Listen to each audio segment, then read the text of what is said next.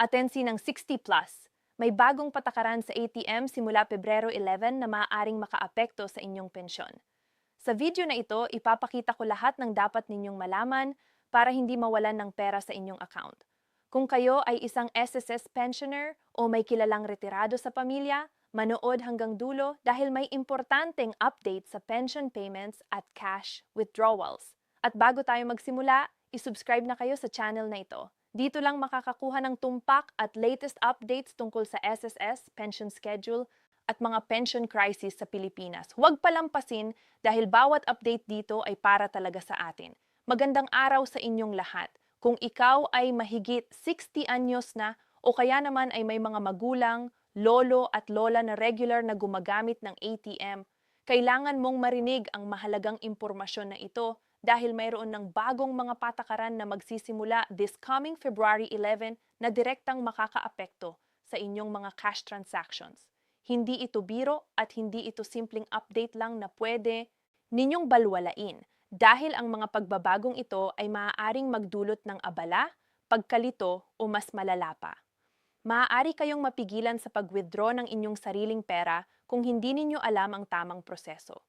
Kaya makinig kayo ng mabuti at siguraduhin na maipapa ninyo ang impormasyong ito sa lahat ng nakatatanda na kilala ninyo dahil ang kaalaman tungkol dito ay makakatulong sa kanila na maiwasan ang hindi kinakailangang stress at komplikasyon sa kanilang financial transactions. Una sa lahat, kailangan nating unawain kung bakit may mga pagbabago sa mga patakaran ng ATM, lalo na para sa mga senior citizens.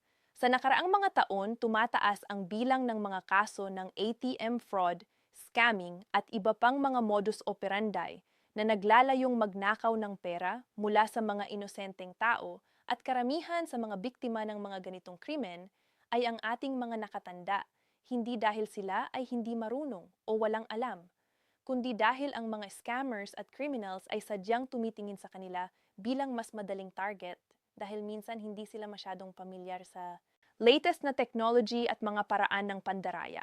Ang mga bangko at financial institutions ay napilitan na magpatupad ng mas mahigpit na security measures upang protektahan ang pera ng lahat. At bahagi ng mga measures na ito ay ang mga bagong patakaran na ito na magsisimula sa February 11. Oo, maaaring medyo abala o konting hassle para sa iba, pero ang layunin nito ay para sa inyong sariling kapakanan at seguridad ng inyong pinaghirapan na pera. Ang unang mahalagang pagbabago na dapat ninyong malaman ay ang pagkakaroon ng mas mababang withdrawal limit para sa mga senior citizens sa ilang partikular na oras ng araw. Simula February 11, ang mga taong 60 years old and above ay magkakaroon ng maximum withdrawal limit na 20,000 lamang kada transaction sa mga ATM machines sa oras na 6 nyo in the evening hanggang 6 nyo in the morning. Ito ay isang malaking pagbabago dahil dati ay walang ganitong limitasyon base sa edad o oras ng araw at ang mga tao ay malayang nakakakuha ng hanggang maximum daily limit na karaniwan ay 40,000 depende sa bangko. Pero ngayon kung ikaw ay senior citizen at bibili ka ng ATM pagkatapos ng 6 ng maximum na makukuha mo ay P2,000 lamang. Ang dahilan dito ay upang protektahan ang mga nakatanda mula sa mga hold-uppers, snatchers at iba pang mga kriminal na karaniwang nag-o-operate sa gabi at tumitingin ng mga taong bagong withdraw ng malaking halaga ng pera.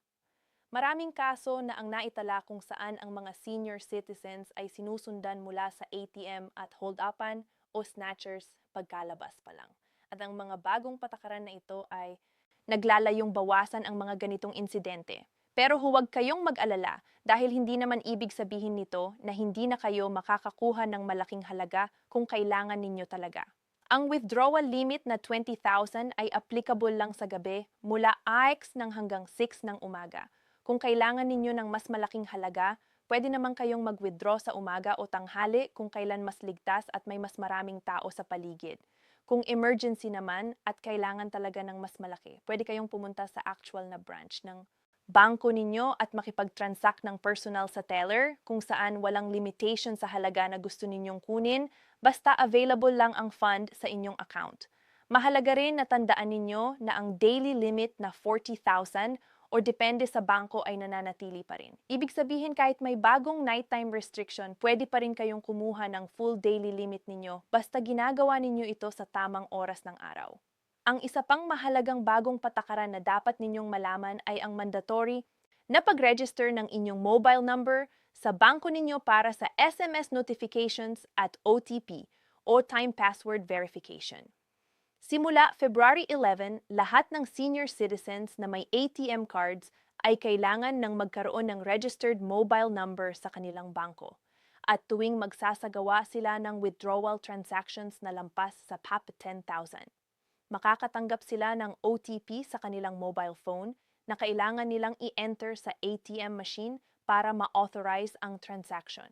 Ito ay isang dagdag na layer ng security na nagsisiguro na ikaw talaga ang gumagamit ng iyong card at hindi ito ninakaw o ginagamit ng ibang tao nang walang iyong pahintulot. Alam ko na para sa ilan sa inyo, lalo na sa mga hindi masyadong techie o hindi regular na gumagamit ng cellphone, ito ay mukhang komplikado at nakakagulo. Pero sa totoo lang, ito ay napakasimple lang at kapag nasanay na kayo, magiging automatic na lang ito. Ang proseso ay ganito. Halimbawa, nais ninyong mag-withdraw ng 15,000. Susundin ninyo ang normal na steps ng paglalagay ng card, pag-enter ng PIN, at pagpili ng amount. Pero bago pa kayo makakuha ng pera, lalabas sa screen ng ATM ang mensahe na mag-aantay ng OTP at sa loob ng ilang segundo ay makakatanggap kayo ng text message sa inyong registered mobile number na may 6 na digit na code. Ilalagay lang ninyo ang code na ito sa ATM screen at wala maglalabas na ng pera ang machine. Ang OTP na ito ay valid lang for 3 minutes kaya kailangan ninyong i-enter ito agad-agad. Kung hindi ninyo na-enter within 3 minutes, may expire ang code at kailangan ninyong magsimula ulit ng transaction at mag-request ng bagong OTP. Kaya importante na siguruhing malakas ang signal ng inyong phone at naka-on ito tuwing magwi-withdraw kayo. Para sa mga senior citizens na wala pang registered mobile number sa kanilang bangko, kailangan ninyong pumunta sa branch ninyo bago pa mag-February 11 upang makapag-register. Dalhin ninyo ang inyong valid ID, ATM card at ang mobile phone na gusto ninyong i-register. Ang proseso ng registration ay simple lang at karaniwang tumatagal lang ng hanggang 15 minuto. Sasagutan lang ninyo ng ilang forms, i-verify ng bank personnel ang inyong identity at mobile number. At pagkatapos ay agad na maa-activate ang SMS notification feature ninyo. Mahalaga na ang mobile number na i-register ninyo ay ang number na regular ninyong ginagamit at laging kasama ninyo dahil ito ang number na papadala ng lahat ng transaction alerts at OTPs. Kung sakaling palitan ninyo ang inyong SIM card or mobile number sa hinaharap, kailangan ninyong agad na ipaalam ito sa bangko at mag-update ng inyong registered number upang hindi kayo ma-lock out sa inyong sariling account. Mayroon ding bagong patakaran tungkol sa frequency ng withdrawals para sa mga senior citizens. Simula February 11, ang mga taong 60 years old and above ay limitado sa maximum na 3 withdrawal transactions lamang kada araw mula sa ATMs. Ito ay naiiba sa dati kung saan pwede kayong mag-withdraw ng maraming beses hanggang maabot ninyo ang inyong daily cash limit. Ang bagong patakaran na ito ay naglalayong bawasan ang exposure ninyo sa possible risks at scams at din ay para ma-encourage kayong mag-plan ahead ng inyong cash needs upang hindi kayo pumarito ng paulit-ulit sa ATM na maaaring maging delikado lalo na kung mag-isa lang kayo. Kung halimbawa ay kailangan ninyo ng 40,000 at ang daily limit ninyo ay 40,000, hindi na ninyo kailangang mag-withdraw ng 4 na beses na samp-sampo yen.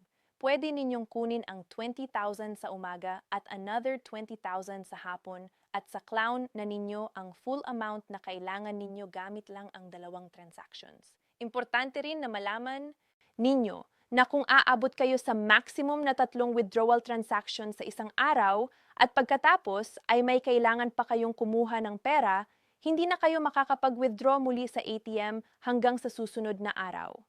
Kaya dapat talagang mag-plan kayo ng maayos ng inyong cash requirements upang maiwasan ng abala. Kung sakaling mag-emergency at kailangan pa talaga ng cash, ang option ninyo ay pumunta sa actual na branch ng bangko at makipag-transact sa loob o kaya naman ay gumamit ng iba pang cashless payment methods kung available at applicable sa kung saan ninyo gagamitin ang pera. Ang isa pang bagong feature na dapat ninyong malaman ay ang mandatory rest period sa pagitan ng bawat withdrawal transaction. Kapag nag-withdraw kayo gamit ang inyong ATM card, hindi kayo agad makakapag-withdraw ulit gamit ang same card hanggang makalipas ang minimum na 10 minutes. Ibig sabihin, kung nag-withdraw kayo ng parang 1,000 ngayon at pagkalabas ninyo ng pera, ay naalala ninyong kulang pa at kailangan ninyo ng another 10,000, hindi ninyo agad-agad mapapasok ulit ang card ninyo at magagawa ang another withdrawal. Kailangan ninyong maghintay ng minimum na 10 minutes bago kayo makapag-transact ulit. Ang patakaran na ito ay naglalayong protektahan kayo mula sa mga scammers na maaaring manood sa inyo habang nagwi-withdraw. At pagkatapos ay lumapit at pilitin kayong mag-withdraw ulit at ibibigay sa kanila ang pera or from situations kung saan baka ma-pressured kayo ng ibang tao na kasama ninyo na magpatuloy ng pag-withdraw ng paulit-ulit. Ang 10-min waiting period ay nagbibigay sa inyo ng panahon na mag-isip, umalis sa ATM area, at siguraduhing ligtas kayo bago mag-decide kung mag-withdraw pa ulit. Bukod dito, meron ding bagong security feature na tinatawag na transaction verification photo. Sa ilang mga ATMs, lalo na sa mga newer models, meron ng built-in cameras na kumukunha ng litrato ng taong gumagamit ng machine tuwing may transaction. Para sa mga senior citizens simula February 11, kapag kayo ay nag-withdraw ng amount na lampas sa 15,000, ang ATM ay otomatikong kukuha ng inyong litrato at isisave ito kasama ng transaction details. Ang litrato na ito ay para sa security purposes lang at ginagamit ng bangko para ma-verify na kayo talaga ang gumagamit ng inyong card.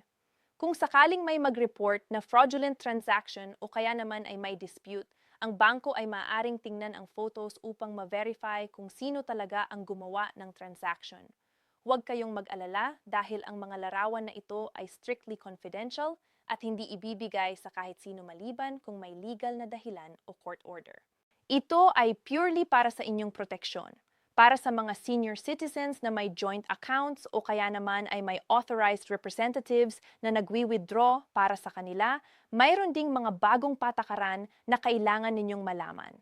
Kung ang account ninyo ay joint account with another senior citizen, ang withdrawal limits at restrictions ay applicable pa rin at ang limits ay shared between both account holders. Ibig sabihin kung ang daily limit ay 40,000. Hindi ibig sabihin na bawat isa sa inyo ay pwedeng mag-withdraw ng 40,000 kundi ang total withdrawals mula sa account ay hindi dapat lumampas sa 40,000. Kung naman kayo ay may authorized representative na mas bata sa 60 years old na nagwi-withdraw para sa inyo, ang representative na ito ay kailangan ng magpakita ng authorization letter galing sa inyo pati na rin valid IDs both ng account holder at ng representative para makapag-withdraw sa inyong behalf. Ang proseso na ito ay medyo mas mahaba at mas hassle kumpara dati. Pero ito ay kinakailangan para siguruhing protected ang inyong pera at walang makakapag-withdraw ng walang inyong proper authorization. Mahalaga ring banggitin na ang mga bagong patakaran na ito ay applicable sa lahat ng ATM networks, hindi lang sa specific bank. Ibig sabihin, kahit magpalit kayo ng bangko or gumamit ng ATM ng ibang bank gamit ang card ninyo through BankNet or other networks, ang same rules at restrictions ay applicable pa rin. Kaya hindi ito pwedeng lusutan by simply transferring to another bank or using a different ATM. Ang mga patakaran na ito ay mandated ng bangko, central at kailangan sundin ng lahat ng financial institutions na nag-ooperate sa bansa. Ngayon siguro naman ay nagtataka kayo kung paano ninyo masusuportahan ang inyong sarili kung may mga emergency situations o kailangan ninyo ng malaking halaga ng pera ng biglaan. Huwag kayong mag-alala dahil may mga alternatives at options na pwede ninyong gamitin. Una, kung kailangan ninyo ng malaking halaga at hindi pwedeng antayin ang kinabukasan o hindi pwedeng pumunta sa bank branch, pwede ninyong gamitin ang bank transfer or online banking kung meron kayo nito. Through online banking, pwede kayong mag-transfer ng pera sa account ng taong dapat ninyong bayaran without the need na physically kumuha ng cash sa ATM. Maraming mga senior citizens ngayon ang natutunan na gumamit ng online banking at napakadali lang nito once na matutunan ninyo. Kung hindi kayo familiar, pwede ninyong hilingin sa inyong mga anak o apo na turuan kayo o kaya naman ay may mga free tutorials at assistance na nag-aalok ang mga bangko sa kanilang branches. Pangalawa, pwedeng rin kayong gumamit ng check payments kung may checking account kayo. Ang checks ay isang traditional method pa rin ng pagbabayad na accepted ng karamihan ng establishments at individuals at ito ay walang limitations sa amount na pwede ninyong isulat. Basta may available funds lang sa inyong account, pwede kayong magsulat ng check para sa kahit magkanong halaga. Ang advantage din ng checks ay may record kayo ng transaction at may proof na nagbayad kayo na pwedeng maging useful for documentation purposes. Ikatlo, sa panahon ngayon, maraming cashless payment options na available tulad ng GCH, Maya at iba pang e-wallets. Kahit senior citizens ay pwedeng mag-take advantage ng mga platforms na ito. Yung mga e-wallets na ito ay nag-aalok ng convenient way ng pag-transfer ng pera, pagbabayad ng bills, at pag-purchase ng goods and services without the need na magdala ng physical cash. Kung may smartphone kayo, which karamihan ng seniors ngayon ay mayroon na, pwede kayong mag-download ng mga apps na ito at magsimulang gamitin. May mga tutorials at assistance na available at ang mga platforms na ito ay designed to be user-friendly kahit para sa mga hindi tech-savvy. Para naman sa mga moments na talagang kailangan ninyo ng physical cash at lampas sa inyong ATM limits, ang best option pa rin ay pumunta ng personal sa bank branch ninyo during banking hours. Sa branch, pwede kayong makipag-transact sa teller at mag-withdraw ng kahit anong halaga basta available ang funds sa inyong account. Walang limitations sa amount, walang time restrictions at mas personalized yang service. Ang mga teller ay maaari ding makatulong sa inyo kung may mga tanong kayo o kailangan ninyo ng assistance sa iba pang banking transactions. Importante lang na dalhin ninyo ang inyong valid ID at bank book o ATM card para ma-verify ang inyong identity at account. Bukod sa mga bagong withdrawal rules, may mga general safety tips din na dapat ninyong tandaan tuwing gagamit kayo ng ATM. Una, huwag kayong mag-ATM ng mag-isa lalo na sa gabi o sa mga places na hindi masyadong crowded. Kung pwede, magdala kayo ng kasama na trusted person na makakapag-support sa inyo at maaaring makatulong kung sakaling may mangyaring hindi inaasahan. Pangalawa, palaging mag-ingat sa inyong paligid at tingnan kung may suspicious-looking people na nakapaligid sa ATM area. Kung may nakita kayong kahina-hinala, huwag na munang mag-withdraw at bumalik na lang o pumunta sa ibang ATM location. Pangatlo, huwag kayong magpapakita o magbibilang ng pera in public right after withdrawing. Agad ninyong ilagay ang pera sa bag or sa secure place bago kayo umalis ng ATM booth. Pang-apat, huwag ninyong sasabihin sa kahit sino ang inyong PIN number kahit sa family members ninyo. Ang PIN ay strictly personal at dapat ninyo lang ang nakakaalam. Panglima, kung may lumapit sa inyong stranger sa ATM area na nag-aalok ng tulong o nagsasabing may problema daw sa machine at kailangan ninyong subukan ang card ninyo, huwag kayong papatol. Ito ay common na modus operandi ng mga scammers. Pang-anim, regular na i-check ang inyong bank statements at transaction history para ma-verify na lahat ng withdrawals ay ginawa ninyo talaga at walang unauthorized transactions. Importante rin na malaman ninyo kung paano mag-report kung sakaling mayroon kayong nakitang irregularities sa inyong account o kaya naman ay naging biktima kayo ng fraud. Karamihan ng mga bangko ay may 24 hours customer service hotline na pwede ninyong tawagan anumang oras. I-save ninyo sa inyong phone ang hotline number ng bangko ninyo para madali ninyong matawagan kung may emergency. Kung may nakita kayong suspicious transactions na hindi ninyo ginawa, report it immediately sa bangko para ma-freeze nila ang inyong account temporarily at ma-investigate ang situation. Ang mas maaga ninyong ni-report, ang mas malaki ang chance na ma-recover ang ninakaw na pera kung meron man. Para sa mga senior citizens na may health conditions o mobility issues na nahihirapang pumunta sa ATM o sa bank branch, meron ding special arrangements na pwede ninyong i-request sa inyong bangko. Karamihan ng banks ay nag-aalok ng senior citizen assistance program kung saan may special teller lanes para sa inyo, priority service, at kung sakaling talagang hindi kayo makakapunta sa branch, may option na mag-request ng home service para sa transactions. Kailangan lang ninyong makipag-coordinate sa bank manager ninyo at mag-present ng medical certificate o proof ng inyong condition para ma-approve ang special arrangements. Sa pagtatapos, ang mga bagong patakaran na ito simula February 11 ay hindi dapat takutin kayo o maging dahilan para hindi na kayo gumamit ng ATM. Ang layunin lamang nito ay protektahan kayo at siguruhing ligtas ang inyong pera. Habang may mga dagdag na hakbang at proseso na kailangan ninyong sundin, lahat ng ito ay madali lang naman maintindihan at masasanay din kayo eventually. Ang pinakamahalaga ay informed kayo at alam ninyo ang inyong rights at responsibilities bilang senior citizen at account holder. Magtanong kayo sa inyong bangko kung may mga hindi kayo maintindihan. Basahin ang mga notices at announcements na ipinapadala sa inyo at makipagtulungan sa implementation ng mga bagong rules na ito. Kung lahat tayo ay magtutulungan at susunod sa tamang proseso, mas magiging ligtas ang ating financial system at mas protected ang pera na pinaghirapan natin. Huwag kalimutang ibahagi ang impormasyong ito sa inyong mga kaibigan, kakilala at kapamilya na senior citizens din. Marami sa kanila ay maaaring hindi pa nakakaalam ng mga bagong patakaran na ito at makakatulong ng malaki kung maririnig nila ito mula sa inyo. Ang pagkakaroon ng kaalaman ay ang best defense natin laban sa mga scammers at fraudsters. At ang pagtutulungan natin bilang community ay magpapalakas sa atin lahat. Mag-ingat palagi, magplano ng maayos ng inyong cash needs. Sundin ang mga bagong patakaran at huwag mag-atubiling humingi ng tulong kung kailangan ninyo. Ang mga bangko at financial institutions ay nandito para tulungan kayo at karamihan sa kanila ay may special programs at services specifically designed para sa senior citizens. Samantalahin ninyo ang mga services na ito at huwag mahiyang magtanong o humingi ng assistance.